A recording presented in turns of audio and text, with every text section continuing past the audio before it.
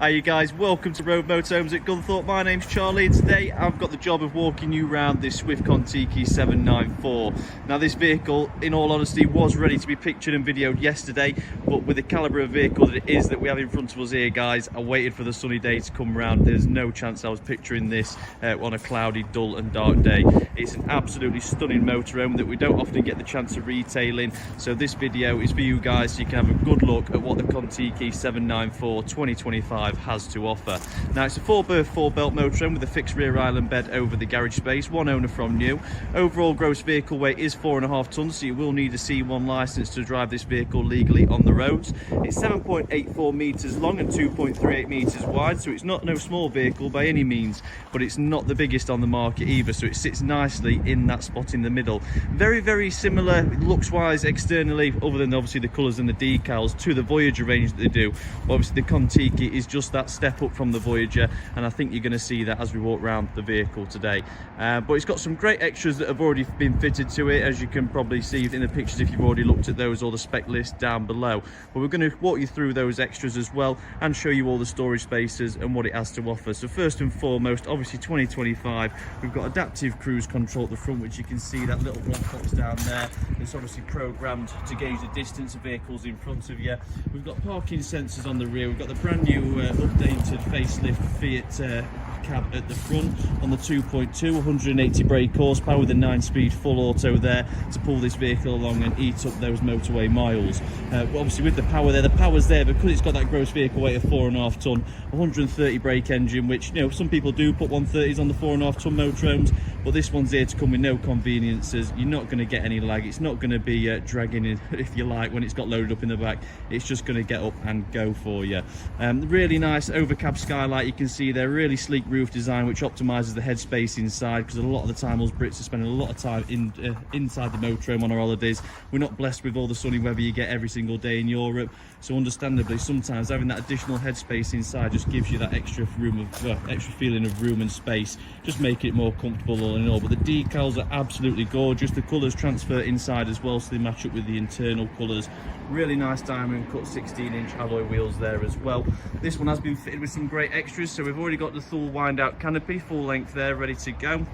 Just on this side here, as you can tell just before I get to it, widened habitation door as well, full tints on the windows all the way around. Not obviously blackout tints, it's more there to stop the UV damage coming in and damaging the upholsteries. In addition to that, just providing a little bit more privacy for when we're on those campsites and busy areas. Remote central locking operates the rear habitation door. We've got an external barbecue point already fitted.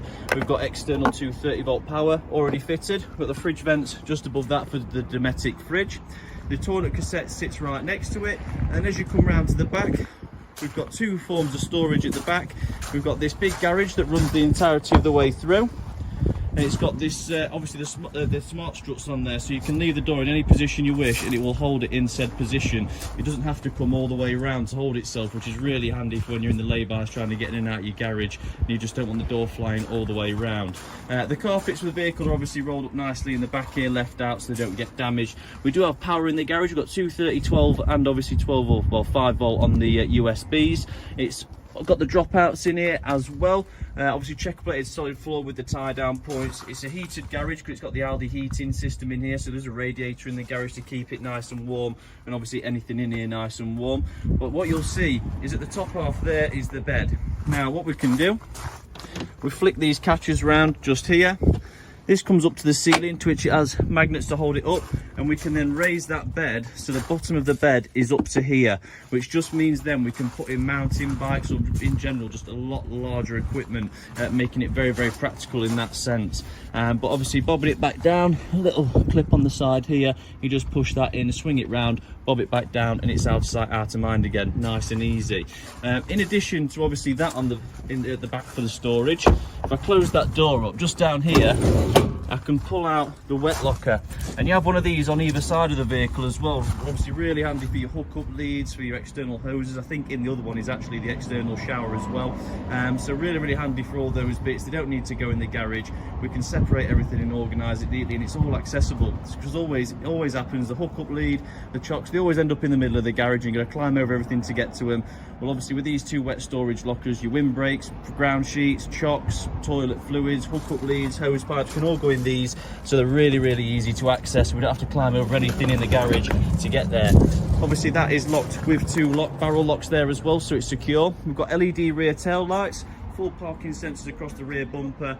We've got the full bike rack mounts already there and an integrated reverse and rear view camera. So very well kitted when it comes to parking aids. Obviously with the LED tail lights, nice and modern, really sleek design as you can see.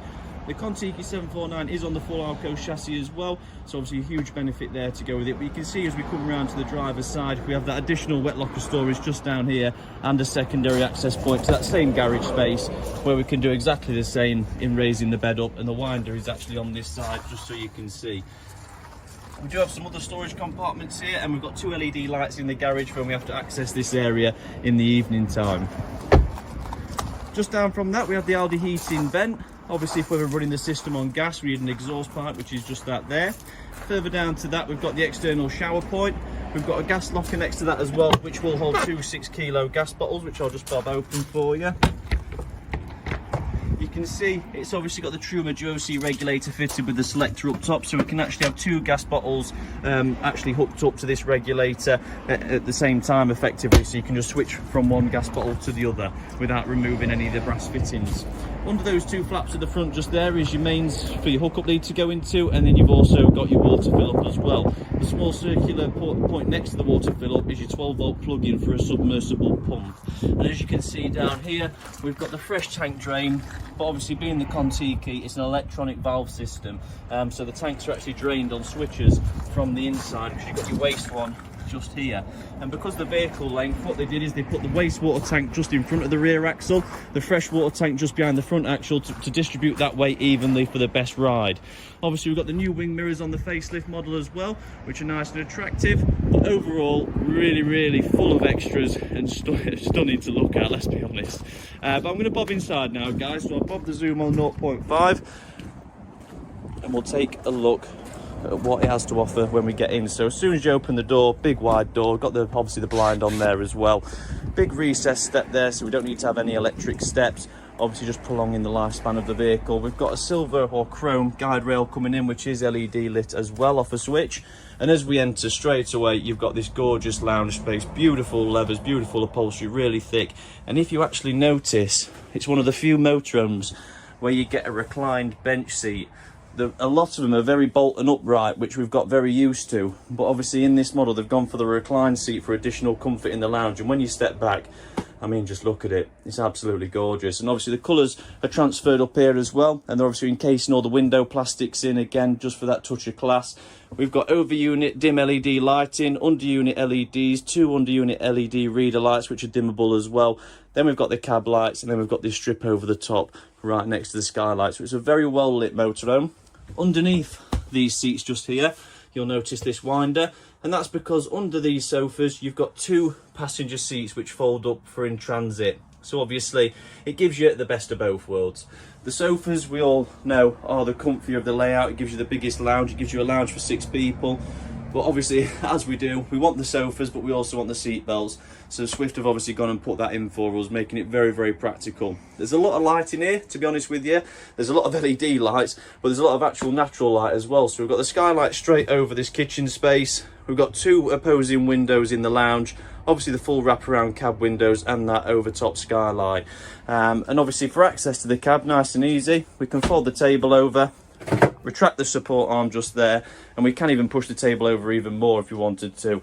But then we get easy access into the cab. We've got the embroidered seats with the Kontiki stitching in the headrest. Really nice colour, really obviously premium upholsteries. We've got power in the cab. We've got two 230-volt sockets either side, because when this obviously in the evening time comes round, you've probably noticed these little stoppers, and that's because it's on a telescopic table where you press the button and the table will lower itself down into position.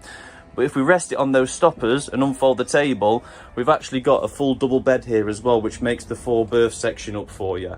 So 4-berth, 4-belt, double bed in the front, double bed in the back, obviously 2 seat belts under here, 2 seat belts in the cab. When it comes to the cab, again, very well equipped. So I'll spin the chair around so you can see a little bit better. Obviously electric windows and mirrors in the front. We've got digital clocks up above, which I took some pictures of for you as well, because what we can do is we can navigate with these buttons here to scroll through the menus, see the navigation. We can have the navigation screen up on there, so we don't have to deviate and look at the head unit. We can have the songs and musics we're playing up on there, trip distances, you name it, or obviously digital speedos. Completely up to you. When you start this vehicle up, you get the option of eco, comfort or sport, and you can change between them by clicking this button just here. 9-speed fully automatic. Your cruise control is just over here as well. Start stop button is just to the right of the steering wheel, along with obviously your dip beam and fog lights. And one thing that's absolutely brilliant about this, we've got a Fiat with 1, 2, 3, 4, 5 cup holders. And I know out of everything in this motorhome, that's probably the least thing you're looking at, but for me, massively important. I'm always one to have a good few drinks on the go when I'm doing long journeys. Obviously, we've got all the stuff down here for the fan system, the heating, the cooling of the vehicle.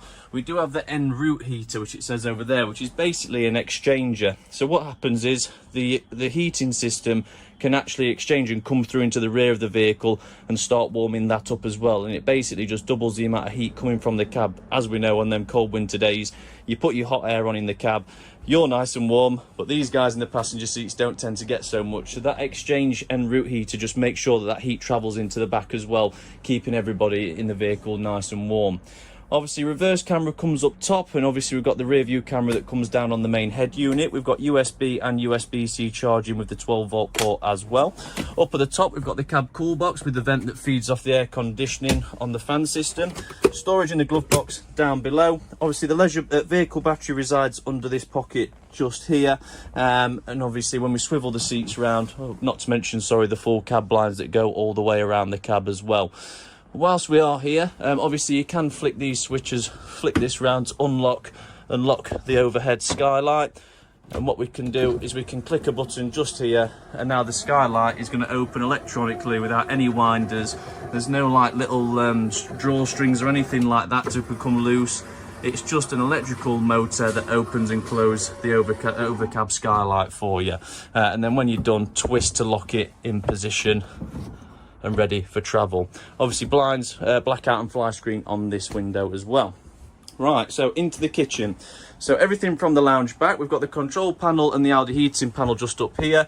We can watch the solar charge coming in, the load, the battery levels and things like that. When you go to the home screen, we can go into the lighting and dim the lighting, turn the entry and awning lights on from there. We can access the heating, the water levels, absolutely everything through the new smart panel up at the top. Behind there we've got some TV capability, so we can have a bracket fitted just here. We've obviously got the aerial point, 12 volt 230 and USB charging, so we can charge some phones. Whilst we're on the topic, you also have a wireless charger just down there, again for charging up your phones and bits and bobs. As we pan round into the kitchen, you've got the extendable worktop. We've got a nice chrome basin unit with the mixer tap that sits above. Obviously we've got the actual sink unit and the cover, which can be used for the chopping board as well. And when you want the draining board, you just have to go into that cupboard just there. But again, same on the outside, that honeycomb texturing's coming inside on the LED lit splashback. We've got the Dometic microwave oven up top, loads of storage all the way around, which I've stuck on the photo file for you guys. Obviously we've got the cast iron lid for the cooker hood, obviously nice, good build quality. 3 gas hobs, 1 electric, separate grill, separate oven. And when we pan round to the fridge, we've got above, which has got the TV aerial booster and the solar controller in there. Again, all on the photo file. And down at the bottom, we have a deep drawer for storage. We also have the ambidextrous fridge, so we can access this fridge from freezer from either side. So when someone is in the kitchen, we can go around and get to the fridge from the other side or from this side, whichever makes life easier. All the drawers, as you can imagine, are on a soft closing mechanism. You've got your cutlery drawer up at the top, and we've got 2 deep drawers down at the bottom to fill up with all your kitchen needs. Underneath there is also storage, so plenty to go around. Now when we start walking towards the rear of the vehicle, we can open this solid wood door, which you can see leaves no gap, so it is not only for visual but it is noise cancelling. As we come in straight away, there's a little door retainer on the floor which can hold the door for you. On the right we've got the full lit vanity basin unit with LED downlights. We've got storage under the basin unit. We've also got the cassette swivel toilet with loads and loads of leg room around it. And then we've got this storage cupboard in the corner as well with the bands on the front to stop things rattling around and moving. Towel holder up at the top and a hab fan just to keep the area well ventilated so no bad smells do build up. The shower though is just something else. Absolutely ginormous shower, really nice retractable screen with the matte black edging on there, full chrome shower rail with the LED lit shelf in the corner and the LED bar over the top, and then you've got your ventilation to finish it all off with the marbling effect on either wall. Really, really big, as you can see from the floor span, nice and spacious. This whole space itself, once you close off the 2 sliding doors, is a very large centre washroom with a separate shower cubicle, so really, really effective. As I turn around though, would you just look at that? How inviting does that look? Obviously I've got the board up in the corner. That's where the board is that you see from the garage space. We've got radiators behind this panel, which is why you've got your mesh grid on top, same on this side, so the heat will convey around the edge of the motorhome up to the top and curl into the centre like a traditional heating system you'll find at home. Again, in the back, not a single wallboard to be seen. Everything's enclosed in, so the only bit of wallboard you can actually see is this little bit here and that little bit there. So they've padded the walls out, which isn't only going to obviously, well, visually, it just means you don't have to see the wallboards and the window trims, but secondly to that, it's going to insulate the vehicle even further, so it just improves that all year round usage. You've got the mirror just down this side for getting ready for your day, and just behind it your Aldi heating fluid and some great storage space, so this can be where you prepare yourself for the day ahead. We've got a hanging rail in each wardrobe either side of the bed, 2 deep lockers over the top. And one big thing that I think is really, really clever, again, we've got 2 USB charging in that little cutout down there, and then you've got over here a power socket and a wireless charger as well, and access to all the light switches. You will see that it's got the Kenwood speaker system that does transfer into the rear of the vehicle as well, so we can play the radio and it can come through all together. We've got a big skylight over the bed, nice big window to one side and the other. The one on this side is obviously much larger, but again, letting a lot of natural light in, feels really open and airy. And one of the main things I want to say is so much room around the island bed. So much room to get round. I'm not knocking my shins, I'm not kicking anything, I can walk all the way around freely. And then to top it all off, we've got TV capability in the corner. When you lift the front of the mattress up, you can actually get under the bed to an additional storage compartment, which is obviously nice and nicely tucked away, which would be really good for like your bedding and bits like that, to save them taking up cupboard space, so you don't have to access it all the while. But when the bed does come up in the air, obviously that's why we've got the steps here, so when you do want the bed in the higher position, it's still nice and accessible. But all in all, guys, an absolutely fantastic piece of kit. There's your little door retainer just there, so you push that back and now that's all locked in place. But all in all, an absolutely beautiful motorhome. Hats off to Swift on this one, absolutely fantastic, and another Kontiki to add to the already brilliant Kontiki range of motorhomes. Thank you for watching the videos, guys. If you've got any questions, be sure to get in touch on 01158 223 157. This motorhome can be viewed on the Gunthorpe forecourt. We do have plenty of other motorhomes in stock, so if you just want to come down and take a look around, feel free to do so. But any questions on this one, guys, give us a call and we'll do our best to help. Thank you.